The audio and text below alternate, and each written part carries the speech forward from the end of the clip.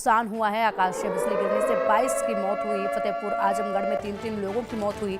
फिरोजाबाद, कानपुर देहात, सीतापुर में 2 लोगों की मौत हुई है। गाजीपुर, गोंडा और अमेठी में भी एक व्यक्ति की मौत हुई है। संत कबीर नगर और सिद्धार्थनगर में एक व्यक्ति की मौत हुई। बलिया, कनौज, बाराबंकी में भी एक व्यक्ति की मौत हुई। जौनपुर और उन्नाव में भी एक व्यक्ति की मौत हुई। यूपी सरकार ने मुआवजे का ऐलान कर दिया है। मृतकों के परिवारों को भी 4-4 लाख रुपए का मुआवजा देने का ऐलान कर दिया गया है। प्रदेश भर में बिजली गिरने से 45 पशुओं की भी मौत हुई है। तेज हवाओं और बिजली गिरने से 15 मकानों को नुकसान पहुंचा है। 15 पशुओं को नुकसान पहुंचा, 15 पशुओं की मौत हुई है और कुल मिलाकर यूपी बिहार में 81 लोगों की मौत हुई, जिससे हाहाकार मचा हुआ है। सचिन, हम आपका रुख करेंगे, लेकिन फिलहाल रुख करना चाहेंगे लखनऊ का। वर्षा शाही हमारे साथ जुड़ी हुई है। वर्षा, क्या कुछ लखनऊ के मौसम को लेकर अपडेट है और मौसम विभाग की तरफ से क्या कहा जा रहा है? प्रशासन कितना मुस्तैद है, क्योंकि बड़ा नुकसान अब तक हो चुका है? देखिए, बिल्कुल जिस तरीके से कल इतनी ज़्यादा बारिश हुई, उसके साथ साथ ओलावृष्टि हुई, वज्रपात हुआ, जिसकी वजह से काफ़ी ज़्यादा नुकसान उत्तर प्रदेश में हुआ, चाहे फसलों का कहे या फिर इंसान का कहे। तो जिस तरीके से जान मान की हानि हुई है, उसको लेकर सबसे ज़्यादा उत्तर प्रदेश सरकार अब अलर्ट है, क्योंकि बेमौसम बरसात हुई है, जिसमें उत्तर प्रदेश में लगभग 22 लोगों की मौत हुई है। पश्चिमी इलाकों की बात करें तो सबसे ज़्यादा पश्चिमी इलाकों में लोगों की मौत होने की बात बताई जा रही है। प्रतापगढ़, फिरोजाबाद इत्यादि इलाकों में भी 3 लोगों की मौत हुई।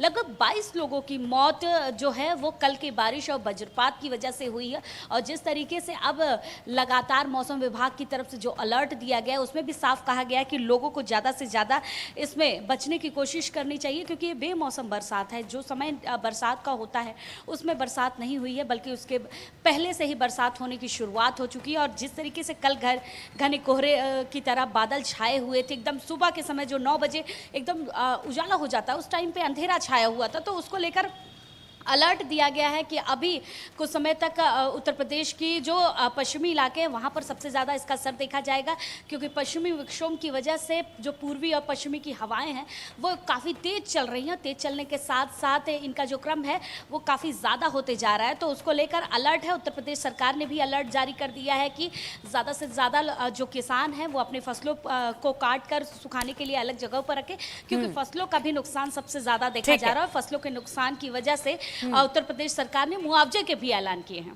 ठीक है वर्षा, रुक करेंगे अब उत्तराखंड का। उत्तराखंड से भी बड़े अपडेट सामने आ रहे हैं। उत्तराखंड में भी हाहाकार मचा हुआ है। उत्तराखंड के चमोली में बादल फटने से तबाही आई।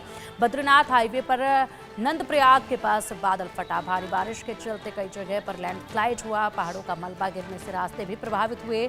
लोगों से नदी नालों के आसपास जाने के लिए मना किया गया है, कि लोगों को कहा गया है कि नदी नालों के आसपास ना जाए। पहाड़ों पर मानसून से पहले मौसम ने रौद्र रूप दिखाना शुरू कर दिया है। चमोली जिले में बद्रीनाथ हाईवे पर नंदप्रयाग के पास बादल फटने से तबाही देखने को मिली है, जिससे लोगों में अफरा तफरी मच गई है। और चलिए अब अधिक जानकारी के लिए हमारे सहयोगी सचिन का रुख करेंगे। सचिन, फिलहाल मौसम कैसा है? क्या कुछ मौसम विभाग की तरफ से अपडेट दिया गया है? क्योंकि सबसे ज़्यादा जो है पहाड़ी इलाकों में खतरा मंडराता है, और पहाड़ी इलाकों में जिस तरीके से रौद्र रूप देखा गया है बारिश का, पानी का, वो सभी के सामने है और बड़ी तबाही लेकर आता है। देखिए, हम सबसे पहले जो मौसम की अगर बात करते हैं तो मौसम विभाग के अनुसार जो है, यानी आज जो है 11 तारीख है और कल 12 तारीख है, 3 दिन का जो है मौसम ने जो है अलर्ट जारी किया था बारिश को लेकर।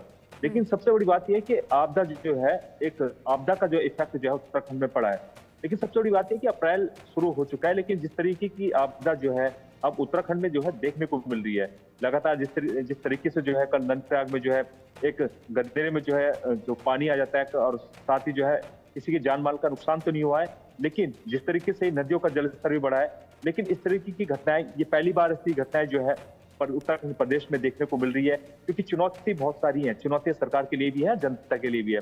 लेकिन सबसे बड़ी बात यह है कि यहाँ पर जो है 4 धाम यात्रा शुरू होने वाली, यानी कुछ ही दिन बाकी बचे हुए हैं, क्योंकि आपदा से निपटने के लिए जो आपदा प्रबंधन विभाग है वो भी तैयार है। लेकिन जिस तरीके से आपदा को कोई चुनौती तो नहीं दे सकता है, लेकिन हाँ इतना जरूर है कि क्राउड मैनेजमेंट जो है सरकार को करना होगा। क्योंकि जिस तरीके से होता क्या है, 4 धाम यात्रा में क्या होता है कि मंदिरों में जो है भीड़ भाड़ बहुत ज्यादा हो जाती है। यात्रा क्योंकि शुरू होने वाली है, तो कहीं ना कहीं सरकार को इस पर सोचना चाहिए, इस पर मंथन करना चाहिए, क्योंकि मनुष्य ने जैसा बीज बोया है वैसा काटना पड़ेगा। जिस तरीके से ठीक है सचिन, बहुत शुक्रिया आपका इन तमाम जानकारियों के लिए। रितेश, वर्षा, आपका भी बहुत शुक्रिया इन तमाम जानकारियों के लिए। बुलेटिन में वक्त चला एक छोटे से ब्रेक का। खबरों का सिलसिला लगातार जारी रहेगा, आप देखते रहिए इंडिया न्यूज़।